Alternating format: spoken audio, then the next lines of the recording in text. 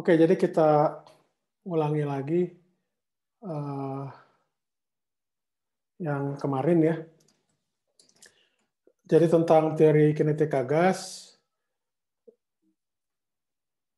Nah, jadi beberapa asumsi yang kemarin kita bahas bahwa dalam model kinetika gas, bahwa gas tersebut itu dibentuk dari partikel-partikel atau atom molekul yang jumlahnya sangat besar ya.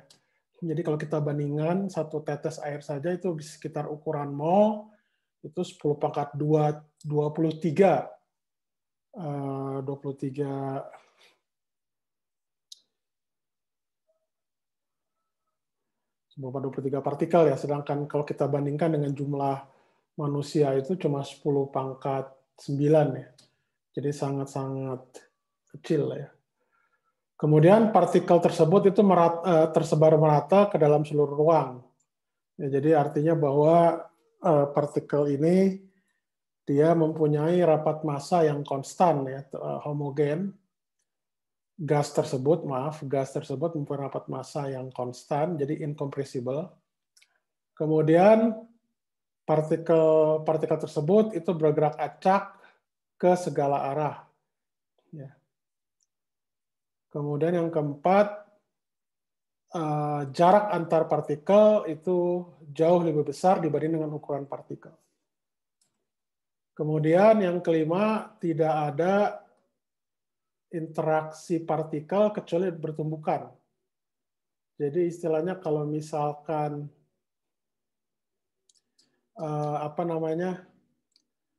ada interaksi gravitasi ya, karena kan partikel tersebut punya massa ya. Nah, massa interaksi gravitasi pada level mikroskopik atau subatomik itu sangat-sangat kecil dibanding dengan interaksi Coulomb, apalagi dibanding dengan interaksi tumbukan ya, itu efeknya jauh lebih kecil. Gaya-gaya gravitasi itu biasanya bisa berpengaruh, punya pengaruh yang cukup besar ketika kita meninjau besa-besa yang ukurannya besar atau makro ya, seperti planet. Lebih bagus lagi kalau kita membahas tentang bintang atau galaksi ya, alam semesta. Kemudian yang keenam, tumbukan itu antar partikel atau dengan dinding itu dianggap lenting sempurna dan terjadi dalam waktu yang singkat. Artinya di sini lenting sempurna itu tidak ada energi yang hilang di sana. Nah, biasanya kalau ada energi yang hilang, itu biasanya terkait dengan tumbukan tidak lenting sempurna atau lenting sebagian gitu ya. Jadi ada energi yang hilang itu berupa panas. Gitu. Jadi kalau gas kita diamkan tanpa kita ganggu, itu kan tidak ada perubahan suhu. Ya. Artinya dia tidak menjadi panas ya. Akibat tumbukan tidak lenting sempurna. Kemudian karena kita di semester ini membahas tentang hukum Newton, maka juga di sini hukum Newton tentang gerak ya, itu berlaku untuk penyederhanaan. Nah, jadi kemarin juga kita udah bahas bahwa persamaan gas ideal yaitu bentuknya seperti ini, itu ditemukan melalui eksperimen oleh dua orang, Gay-Lussac dan Boyle ya. Sebenarnya ada beberapa banyak lagi, tapi yang utama itu. Jadi P itu adalah tekanan gas, volume itu adalah V itu adalah volume gas, N kecil itu adalah mol gas, N besar itu adalah jumlah partikel gas, Na itu kita sebut bilangan Avogadro, ya. Kemudian R itu adalah konstanta umum gas, Kb itu konstanta Boltzmann, dan T itu temperatur gas mutlak. Nah, N kecil di sini itu bisa saya nyatakan dengan N besar dibagi Na. Ya. Ini dalam mol. Nah, jadi seperti yang kemarin udah saya bilang, bahwa suatu gas ketika memenuhi persamaan gas itu seperti hukum 1 Newton. Jadi artinya dia keadaan stabil lah ya, tidak berubah-ubah gitu, di sana saja.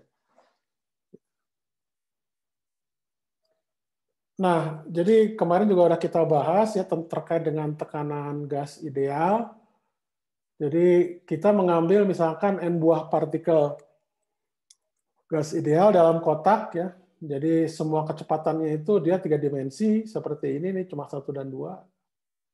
Ya. Jadi untuk kecepatan praktikal itu mula-mula ini. Kemudian ketika dia itu menabrak dinding, X dengan Y-nya itu, X dengan Z-nya itu tetap, yang berubah itu adalah Y-nya. Sehingga nanti di sini ada perubahan momentum partikel akibat tumbukan. Karena di sini tumbukan lenting sempurna, artinya kalau Anda lihat di sini, setengah mv kuadrat dengan setengah mv prime kuadrat itu sama. Jadi di sini hukum kekalahan energi kinetik dari sistem itu conserve ya, tetap. Kemudian perubahan momentum partikel ya. Karena di sini dia berlawanan arah ya. Jadi perubahan momentumnya itu adalah dari menjadi minus 2 MVY. Ya, kemudian selang partikel yang kita dapatkan itu adalah 2L per VY. Didapatkan bahwa gaya rata-rata atau besar impuls per waktu itu sama dengan MVY kuadrat per L, di sini ada J arahnya. Nah, jadi kalau dia itu ada N buah partikel, itu berarti dijumlahin aja 1, 2, dan seterusnya sampai N. Nah, jadi tekanan itu adalah P dibagi F dibagi A. Jadi ini sama dengan delta P per delta T dibagi A, itu sama dengan M per AL kali VY1 kuadrat, terusnya sampai VYN kuadrat. Atas dikali N, bawah dikali N. Jadi VY1 kuadrat di sini, jumlahan dari kuadrat ini, kalau dibagi N, itu kita sebutnya VY kuadrat rata-rata. Nah, kalau kita lihat, ini kan awalnya kan kecepatan itu kan 3 dimensi ya.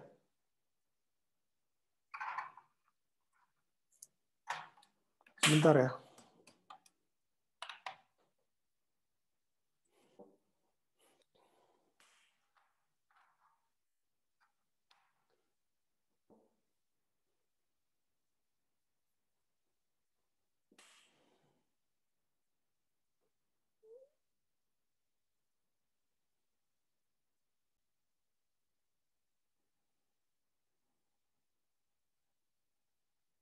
Sorry, saya lanjutkan lagi tadi. Jadi karena V di sini itu punya 3 komponen, maka rata-ratanya itu juga ada 3 komponen kan, Vx kuadrat rata-rata, Vy kuadrat rata-rata, di sini adalah Vz kuadrat rata-rata. Nah, menurut statistik yang kemarin kita bahas Maxwell-Boltzmann, ya, jadi ada yang disebut namanya prinsip ekipartisi. Ekipartisi itu, ini sebenarnya yang Anda kenal kan ekipartisi energi kan. Sebenarnya ekipartisi itu juga terkait dengan ini kecepatan kuadrat ya. Jadi rata-rata kecepatan kuadrat dibagi sumbu X sama dengan kecepatan rata-rata kuadrat sumbu Y dengan kecepatan kuadrat rata-rata di sumbu Z. Jadi komponennya ini yang Vx kuadrat dengan Vy kuadrat dengan Vz kuadrat itu sama rata-ratanya. Itu disebut namanya prinsip ekipartisi. Nah, tapi kalau untuk ekipartisi energi nanti beda lagi. Ini ekipartisi aja. Nah, Vy kuadrat rata-rata, karena ini sama, itu sama dengan sepertiga V kuadrat rata-rata. Jadi tekanan itu bisa kita lihat, itu terkait dengan V kuadrat rata-rata, sebandingnya. Kali sepertiga N besar M per V, di mana V itu adalah volume.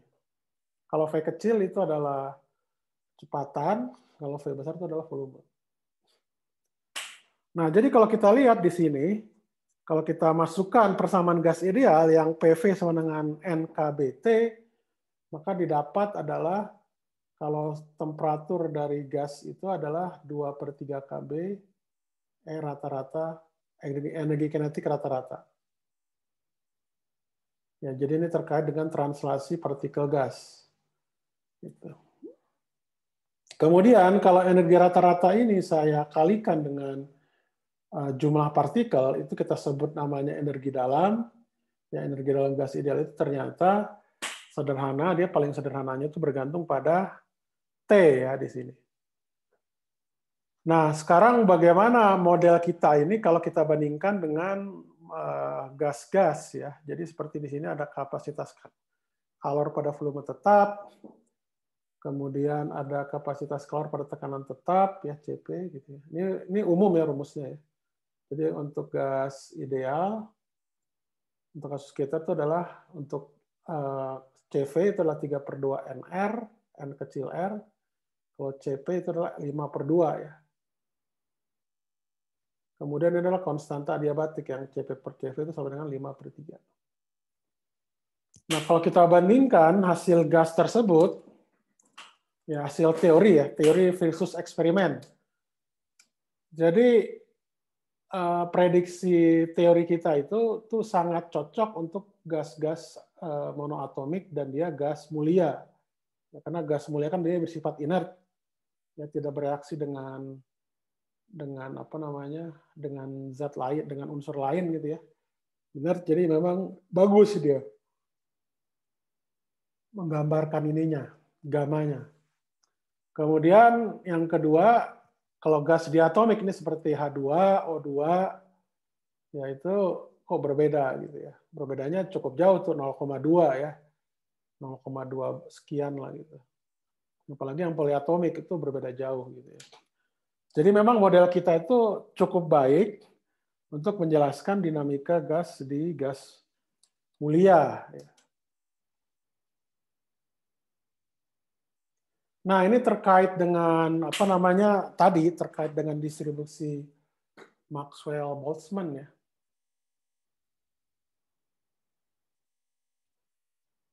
Nah, saya mau sharing share lagi terkait dengan itu.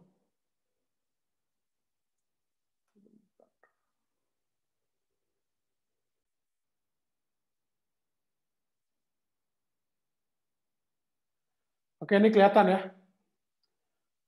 Nah, ini fungsi distribusi Maxwell-Boltzmann. Jadi yang saya bilang kemarin bahwa jadi probabilitas partikel menempati energi tertentu itu adalah eksponensial E pangkat min E per KT. Jadi apa namanya pada T misalkan konstan, ambil kita itu tetap misalkan pada suhu berapa, suhu kamar misalkan ya. Jadi probabilitas partikel mendekati energi sangat rendah itu besar kan di sini. Sedangkan ketika E-nya itu makin besar, dia probabilitasnya itu makin kecil. Artinya apa? Bahwa alam itu di alam itu kecenderungannya alam itu menempati energi yang paling minimum. Karena yang paling minimum itu biasanya yang paling stabil gitu ya. Kemarin juga kita misalkan ambil contoh, sebenarnya fungsi distribusi Maxwell-Boltzmann ini itu dia kalau kita kaitkan dengan ekonomi ya, jadi kalau itu kita anggap sebagai capital atau uang lah gitu ya, orang yang memiliki uang sedikit itu banyak orangnya. Tapi ketika uangnya itu makin banyak, makin terseleksi. Jadi artinya, ya itu alam seperti itu. Faktanya pada manusia seperti itu. Kalau ini kebetulan kontinu karena partikel itu kan sangat banyak ya, sangat banyak, ya sehingga bisa kita dekati dengan fungsi kontinu. Tapi kalau manusia dia berupa titik-titik dia. Kenapa? Karena dia biasakan diskrit. Cuma katakanlah paling banter 10 miliar lah ya yang di sekarang ini gitu. Jadi apa istilahnya walaupun ini kontinu tapi kalau untuk kita hitung manusia dia diskrit ya. Tapi polanya hampir sama. Jadi kalau orang miskin tuh banyak, menengah makin sedikit, yang makin kaya sedikit. Ya. Nah sekarang kalau dia itu E-nya itu kita ambil yang E-nya sama dengan setengah mv kuadrat. Setengah mv kuadrat. Nah setengah mv kuadrat, kalau E-nya saya ganti dengan setengah mv kuadrat, energi kinetik saja. Ini apa istilahnya partikel bebas ya, yang interaksinya cuma tumbukan, itu saya dapatkan fungsi seperti ini. Fluxel-Boltzmann itu menjadi fungsi seperti ini. Ini yang kita sebut nama fungsi distribusi normal atau fungsi distribusi Gauss. Nah, ini juga sama terkait dengan tadi. Jadi kenapa disebut fungsi distribusi normal? Karena Anda lihat kita orang normal itu kan banyak ya. Yang paling kiri yang katakanlah apa ya? Ekstrim kiri lah ya. Ekstrim kiri itu kan sedikit. Ya. Jadi dunia itu masih normal kalau ekstrimnya sedikit, ekstrim kanan, ekstrim kiri, dan ekstrim kanan. Kalau ini bergeser ke kanan atau ke kiri itu berarti sudah tidak stabil lagi keadaan sekarang. Jadi keadaan sekarang bisa dikatakan ya masih stabil lah ya. Karena orang normal itu masih banyak dibanding dengan orang-orang ekstrim. Ya. Ekstrim kiri mungkin gambarannya apa ya? Seperti orang gila ya. Orang gila lah ya gitu yang suka ketawa sendiri gitu ya. Makanya hati-hati kalau Anda suka ketawa sendiri gitu ya. Apalagi setelah belajar fisika Anda suka ketawa sendiri gitu ya. Ya, rambut yang jadinya lurus, belah lurus, tidak ada belah jadi belah kanan kiri jadi tidak beraturan gitu. Jadi harus hati-hati tuh kalau ada ciri-ciri kayak gitu. Ada pertanyaan nggak?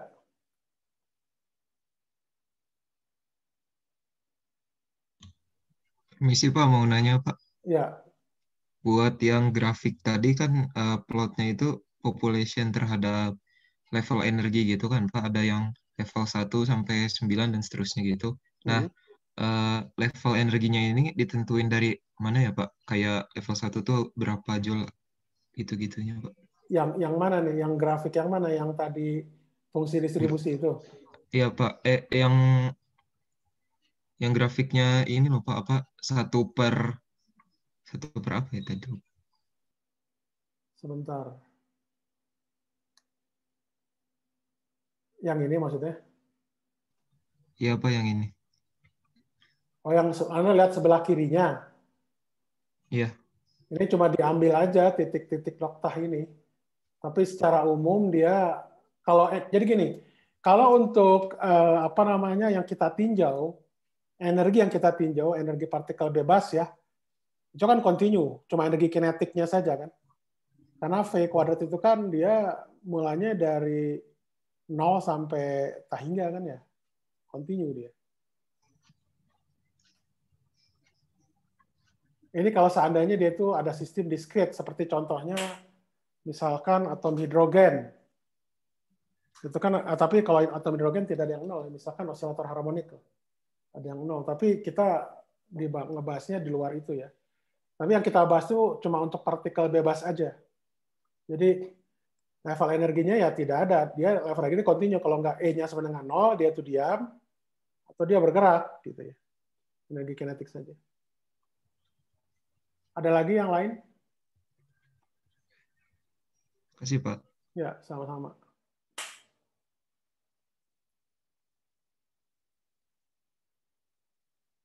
Pak, Ya. ini Ya. saya takut salah aja ya Pak. Ini saya setelah baca catatan yang, maaf tadi slide Bapak, pas saya lihat, saya takut salah nih Pak. Waktu di tekanan itu kenapa tiba-tiba V-nya jadi kuadrat ya Pak? Oh, oke, itu di slide ya. Iya Pak, di slide Pak. Bentar. Seperti slide nomor 7, nomor 6 Pak. Nah ya itu. Itu kan delta P per delta T ya Pak. Kan delta P itu momentum kan M kali V. Itu kenapa M kali V kuadrat ya Pak? Oh, itu dari sini. Jadi ini dari sini. Jadi ini kan impuls. Impuls itu kan sama dengan delta P lah ya. P di sini vektor maksudnya, bukan rata-rata. Yang bar di sini. Jadi kan adalah minus 2 MV. Kemudian disubstitusi apa itu ya? Delta T-nya disubstitusi. Iya, jadi selang waktu partikel itu ketika misalnya pada saat jarak L, kemudian itu menumbuk dinding, kan dia terpental tuh. Kecepatannya dia kan sama, cuma beda arah. Ya. Jadi apa namanya apa istilahnya? Selang waktu dari datang kebalik lagi ke titik semula itu kan jadi 2L per VY kan. Maka ketika saya bagi ini adalah gaya kan, gaya rata-rata impuls dibagi delta T itu sama dengan 2M VY kuadrat. Jadi kuadrat itu dari sini. Jadi dari delta T ini. Gitu. Mudah-mudahan itu menjawab. Halo? Jawab, Pak. Terima kasih. Ya. Ada lagi yang lain?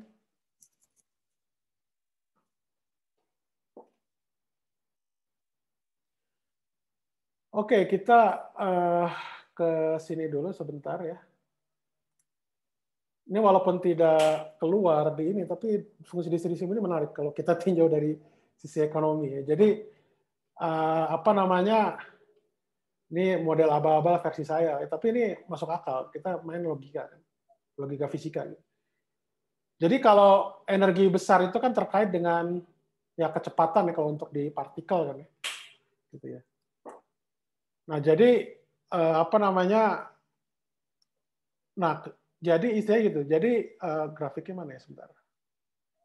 Nah grafiknya ini aja deh kita gambarkan. Jadi kurang lebih kalau kita pakai tadi yang E-nya itu hanya murni dari apa namanya energi kinetik yang setengah mv kuadrat gitu ya.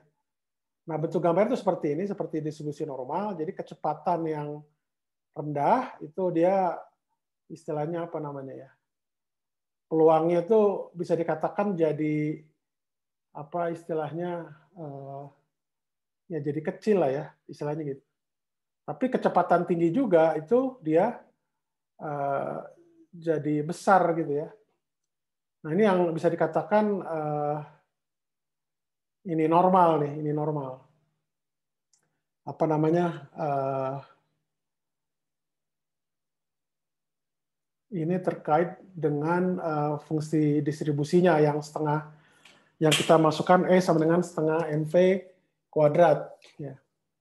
Kalau yang tadi yang E di situ itu umum ya, tapi di sini kita khusus untuk yang setengah mv kuadrat. Jadi kalau Anda lihat di sini, kalau T-nya itu saya naikkan, kurva ini akan bergeser. Jadi artinya apa istilahnya? Kalau T ini bisa dikatakan boleh saya ambil sebagai apa ya? Jadi kalau misalkan di sini orang miskinnya itu bisa dikatakan seperti ini, ya apa istilahnya probabilitasnya itu kecil, ya orang kaya sangat kecil. Untuk memperbanyak orang kaya biasanya kita kan membuat sebuah kebijakan. Nah kebijakan itu biasanya kita memberikan stimulus. Ya kalau untuk di termodinamika itu kita memberikan kenaikan temperatur. Ya, gitu. Kenaikan temperatur itu menyebabkan energi dalam itu naik ya, makanya dia kurvanya jadi bergeser kan. Probabilitas orang kayanya jadi makin banyak. Ya kalau di ekonomi bisa dilihatnya seperti itu. Versi saya gitu ya. Jadi analogi. Pak, ya. Permisi Pak, ini Bapaknya sedang menggunakan presenter view Pak, mungkin bisa di Oke. Sorry. Terima kasih Pak. Ya, sama-sama. Sorry ya. Terima kasih diingatkan. Sebentar.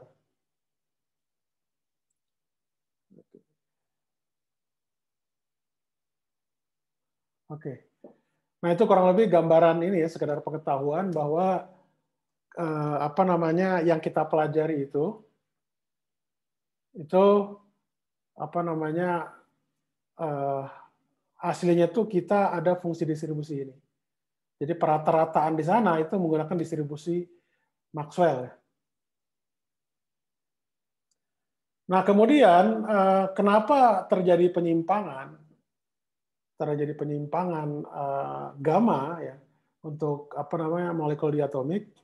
Karena molekul diatomik itu ternyata dia bukan hanya energi kinetik, tapi kan molekul itu dia seperti diatomik ini kan dia ada ikatan kan. Jadi istilahnya dia tidak bisa kita anggap sebagai satu benda atau satu atom. Jadi makanya dia ada apa namanya ada perbedaan gitu dengan eksperimen, hasil model teori dengan eksperimen. Nah yang menyebabkan perbedaan itu karena dia dianggap dua benda untuk molekul H2 gini. dan dia berikatan, jadi tidak bisa dianggap sebagai satu benda. Gitu. Nah, ikatan antara molekul itu dalam fisika, ya. Jadi ini kebetulan Anda melihat gambar apa di sini? Yang apa namanya? Sebenarnya ini kurang tepat juga. Ya, ini sebenarnya menggambarkan ikatan ya, tapi Anda pernah lihat nggak bahwa partikel diatomik itu bisa saya modelkan sebagai dia berikat antar pakai pegas di sini. Pernah lihat kan? Ada gambarnya nggak ya? Sebentar.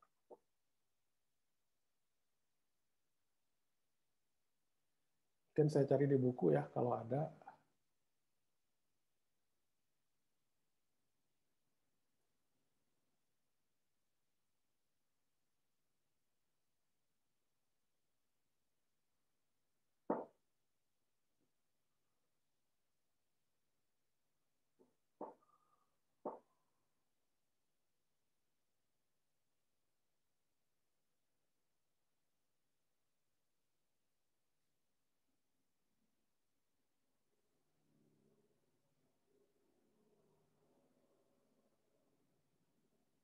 Nah, ini kelihatan ya di sini.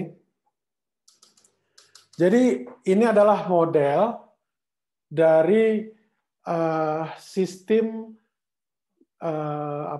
molekul diatomik.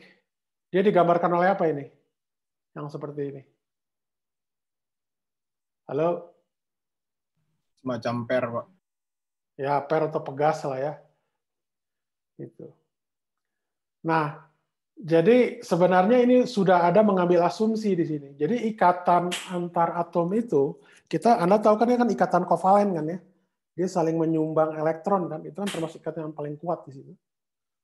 Nah, apakah cocok kita menggambarkan pegas seperti ini untuk apa namanya molekul diatomik?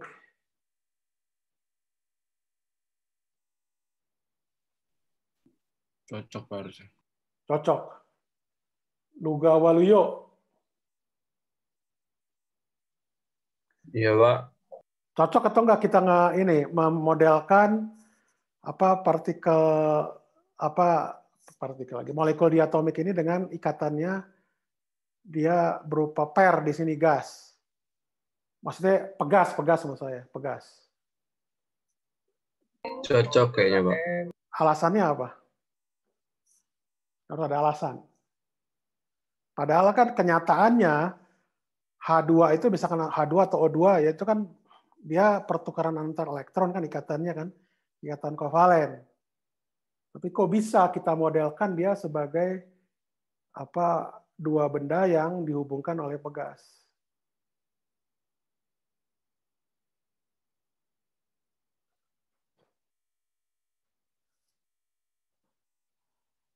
Fabian Rafinanda. Iya, Pak. Kira-kira cocok nggak?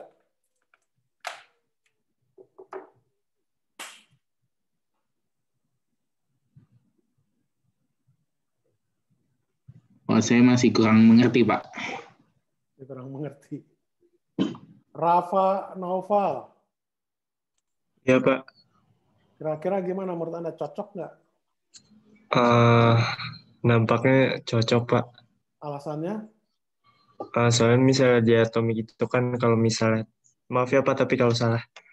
Ya nggak masalah, salah. Oke. Itu Di kan sini salah nggak masalah.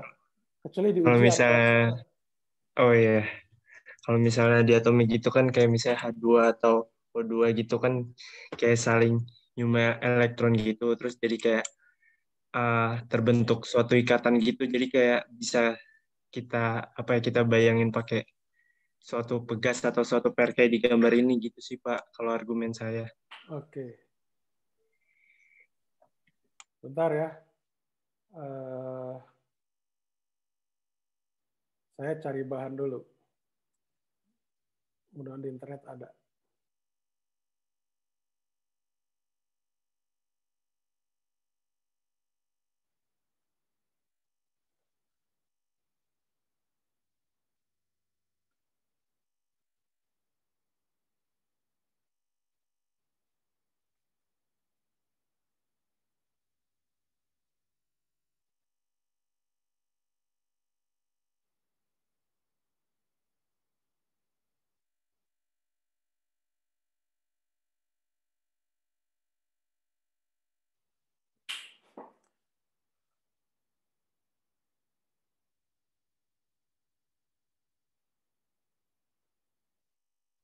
Nah, ini contoh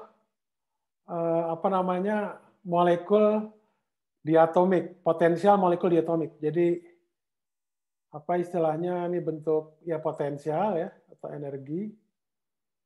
Potensial lah, jadi cocoknya potensial. Ini adalah jar radiusnya.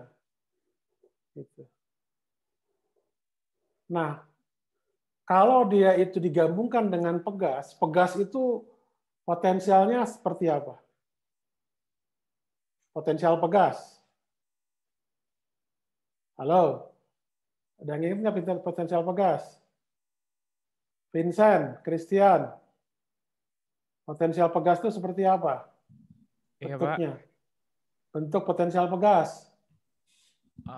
Potensial pegas itu energinya nggak kelihatan gitu, Pak. Terus nanti apa Potensial namanya? pegas, potensial pegas. Kalau pegas yang kemarin Anda pelajari, Ya, potensialnya sama dengan apa? setengah kx kuadrat. Ya, betul, setengah kx kuadrat. Jadi X-nya itu di sini diganti R, jadi setengah KR kuadrat. Nah, kalau Anda tinjau grafik ini yang potensial dengan R, apa namanya, kira-kira ini bentuknya kuadratis atau enggak?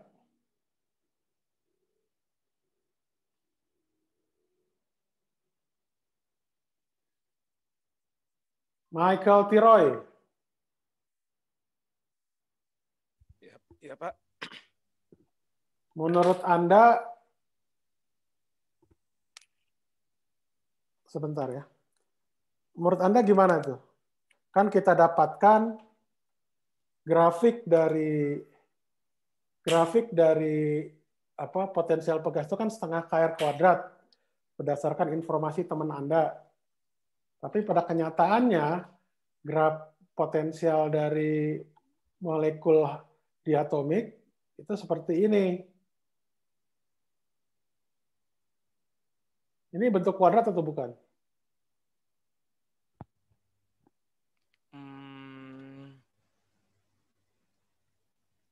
Bukan, Pak, sepertinya. Ya, bukan. Nah, ini bukan setengah KR kuadrat, tapi ini bentuknya umum. Kita nggak tahu nih seperti apa bentuknya. Nah, cuma kok kenapa orang atau buku ini kok bisa memodelkan molekul diatomik itu saya modelkan seperti dua benda yang terhubung dengan pegas gitu. Masanya sama. Itu kenapa? Padahal potensial pegas itu setengah KR kuadrat, berbeda dengan potensial molekul diatomik pada umumnya. Tapi kenapa itu bisa kita gunakan? Ada syaratnya nggak?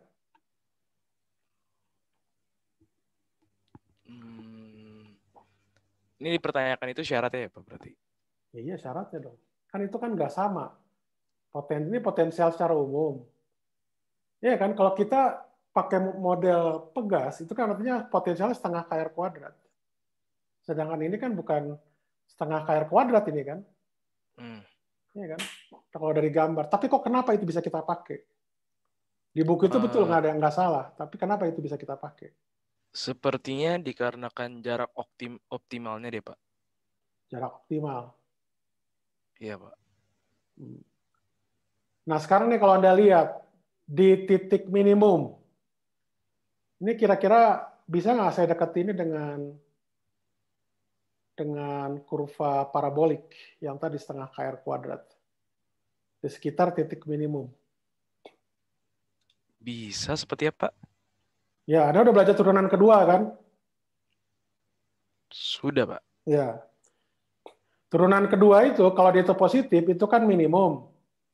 Kalau dari ilmu sistem dinamik itu artinya stabil. Nah, kita bisa memodelkan tadi atom diatomik itu dengan pegas ketika molekul tersebut berada pada pada keadaan ground state atau keadaan dasar. Nah, keadaan dasar itu adalah keadaan yang paling stabil. Nah, itu di titik minimum ini. Makanya itu bisa kita pakai. Cukup jelas ya?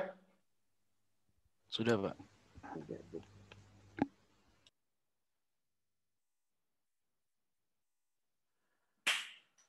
Nah, jadi pada titik minimum ini kan ya, jadi ini terkait dengan apa namanya setengah KR kuadrat potensialnya, ya. Dan kita memakai yang disebut namanya prinsip ekipartisi energi. Jadi prinsip ekipartisi energi itu adalah yang mengatakan bahwa, jadi begini, kenapa di sini ada angka 3? Karena di kinetik itu kan ada 3 derajat kebebasan. Dalam arah sumbu X, dalam arah sumbu Y, dalam arah sumbu Z. Nah, sedangkan untuk apa namanya gerak apa namanya osilasi ini, gerak apa partikel diatomik ini apa molekul diatomik ini, ya itu dia cuma ada derajat kebebasan. Kenapa? Karena kan di sini itu gerak bidang. Cuma gerak bidang. Jadi dia cuma ada 2 derajat kebebasan, dan 1 derajat kebebasan itu masing-masing menyumbang setengah KB kuadrat, setengah KBT. Jadi ini makanya apa namanya yang kita sebut masing-masing derajat kebebasan tersebut itu menyumbang setengah KBT, yang tersebut namanya prinsip ekipartisi energi. Ya, jadi rata-rata tiap derajat kebebasan itu menyumbang setengah KBT. Gitu ya. Nah, jadi untuk apa namanya molekul dua diatomik, dua atom gitu ya. Jadi ini dia cuma punya geraknya itu gerak derajat kebebasan itu 2. Ya. Jadi ini adalah setengah KBT. Ya, nah jadi kalau dijumlahkan ini energi internalnya itu adalah 5/2 nRT. Jadi kalau Anda apa namanya untuk apa kapasitas panas pada volume konstan disebutnya molar ya, karena per mol di sini itu dapatkan 5/2 R. Kemudian CP-nya itu adalah 7/2 R. Dan ini kita dapatkan gamma di sini adalah CP per CV itu 1,4 ya. Jadi kurang lebih apa namanya sama dengan, bukan ya mendekati lah, mendekati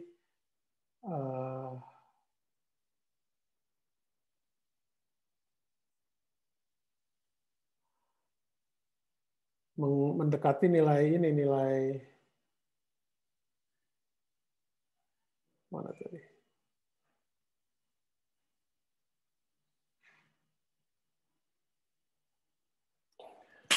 Mendekati nilai yang ini ya. 1,4 kan.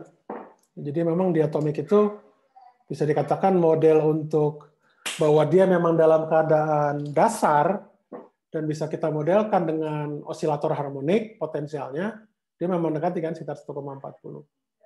Nanti beda-bedanya yang di sini lagi nanti bisa ditambahkan ada terkait masalah polaritas biasanya. Tapi itu di luar dari jangkauan kita ya. Kemudian kalau poliatomik seperti ini, itu yang terjadi bukan hanya seperti tadi ya, tapi juga ada proses kalau ini adalah pegas, satu, kalau poliatomik dalam keadaan dasarnya itu berarti seperti molekul yang berikatan dengan ada 2 pegas ya, ikatan-ikatannya. Tapi rasanya itu di luar dari bahasan kita. Nah ini kurang lebih, jadi dapatnya sama gitu ya, 1,4. Kemudian apa namanya? Jadi kalau tadi yang kita dapatkan baik monoatomik atau diatomik itu kan kita dapatkan baik CP maupun CV-nya itu adalah apa namanya? Konstan kan ya.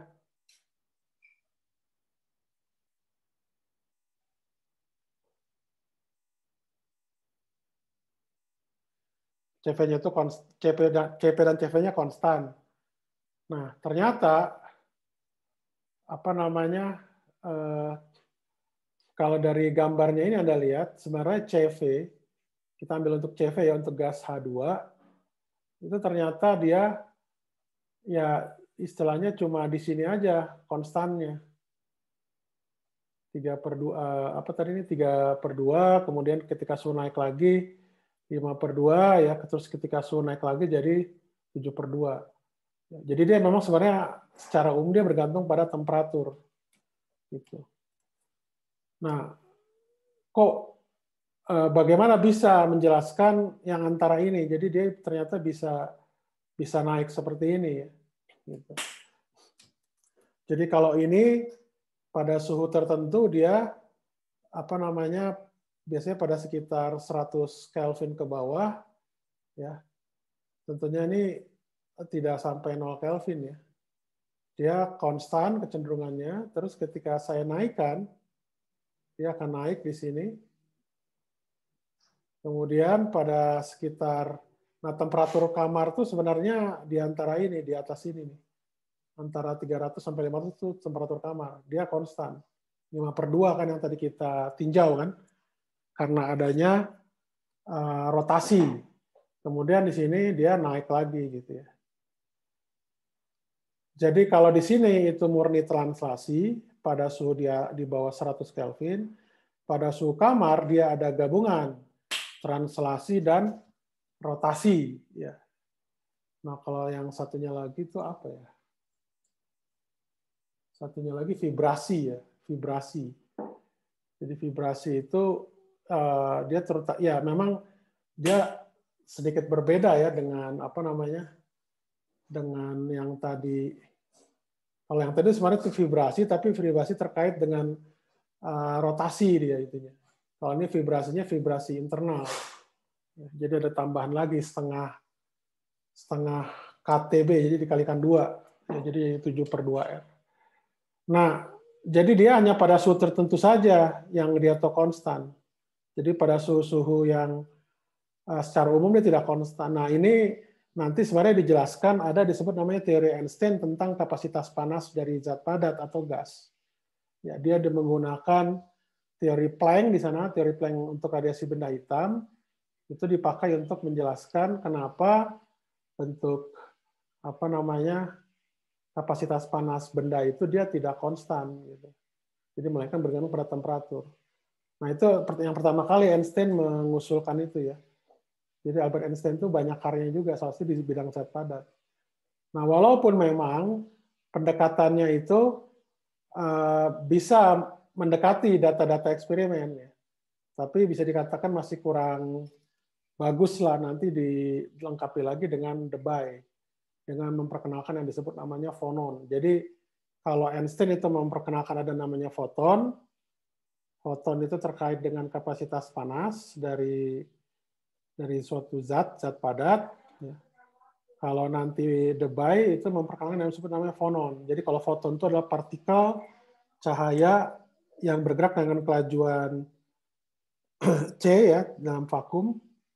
Kalau Debye itu dia memperkenalkan yang disebut namanya partikel yang kelajuannya sama dengan kelajuan suara, disebutnya fonon. Jadi itu kurang lebih dari saya. Ada pertanyaan lagi nggak?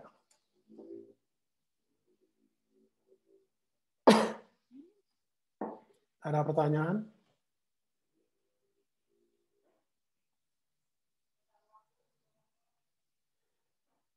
Jadi vibrasi ini juga memang kita modelkan sama ya dengan mirip seperti tadi yang pakai pegas, cuma dia berotasi gitu. Bergetar gitu. Pegasnya. Jadi masih dalam potensial yang minimum.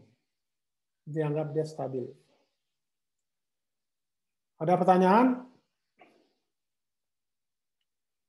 Nah, ini beberapa hasil eksperimen dari gas ya, dan dari suhu, rotasi, dan vibrasi ya. Jadi untuk H2 T vibrasinya itu sekitar 6.000-an Kelvin ya. Nah, rotasinya itu sekitar 85 Kelvin, ini masih di bawah 0 derajat ya.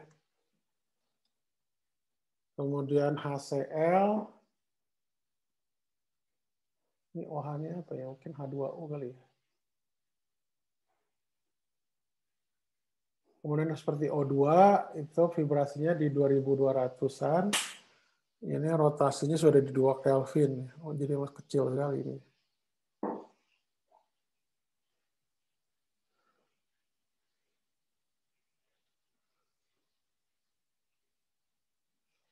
Ada pertanyaan? Ya, itu kurang lebih.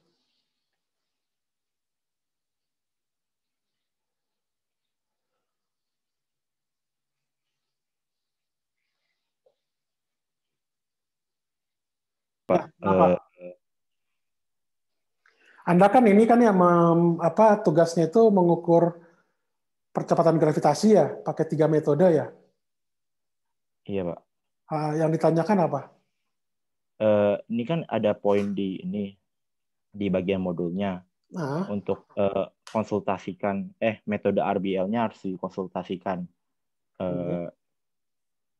Dan itu tidak diketahui konsultasinya ke siapa dan maksimalnya kapan, Pak? kalau tidak salah dikumpulkannya itu setelah ini kan ujian kedua ya. Iya, untuk pengumpulannya. Tapi untuk metodenya biar mungkin di ACC atau gimana, Pak? Enggak, gini aja. Kalau yang standar kita mengukur gravitasi itu pakai apa yang standar? Paling bandul fisis kan, yang pertama. Kemudian bandul fisis mah yang pakai ini ya. Misalkan batang itu ya. Kalau yang satunya lagi tuh yang ini namanya bandul apa? Yang ada tali sama satu lagi misalkan partikel kecil itu. Bandul matematis, Pak. Nah, itu bandul matematis ya. Itu bisa. Kedua, yang ketiganya itu apa ya? Sebenarnya cuma ini aja. Satu lagi mungkin bisa jadi untuk pegas kali ya.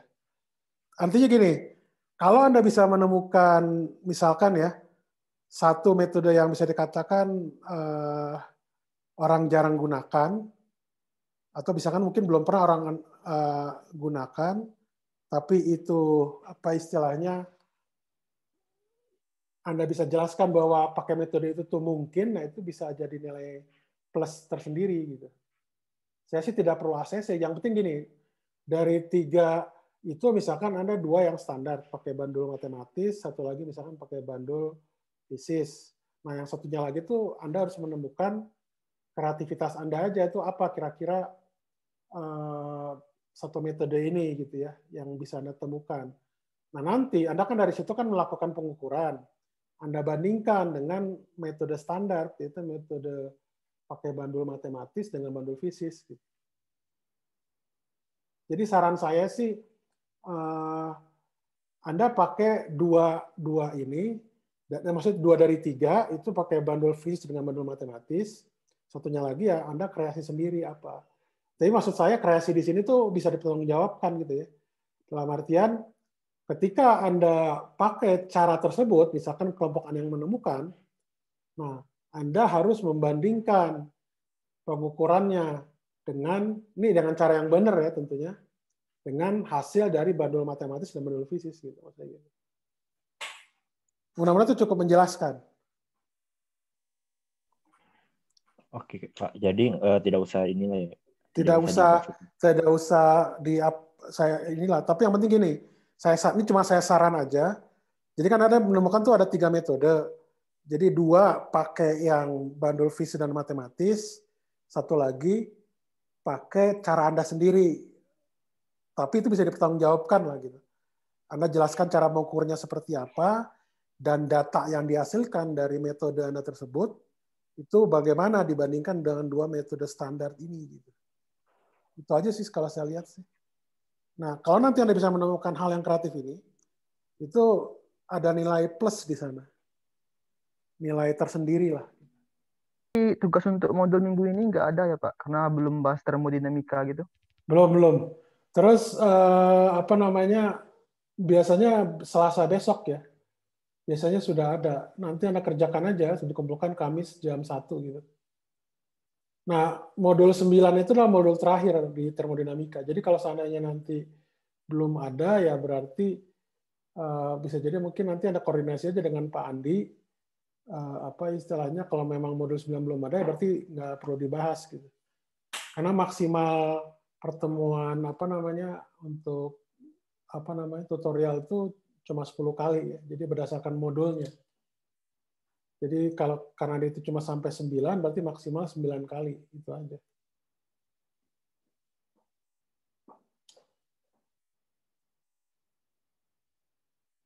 Oke, itu aja.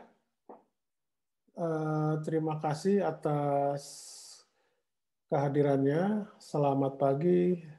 Jaga kesehatan semua. Terima kasih, Pak. Terima kasih, Pak. Ya, selamat.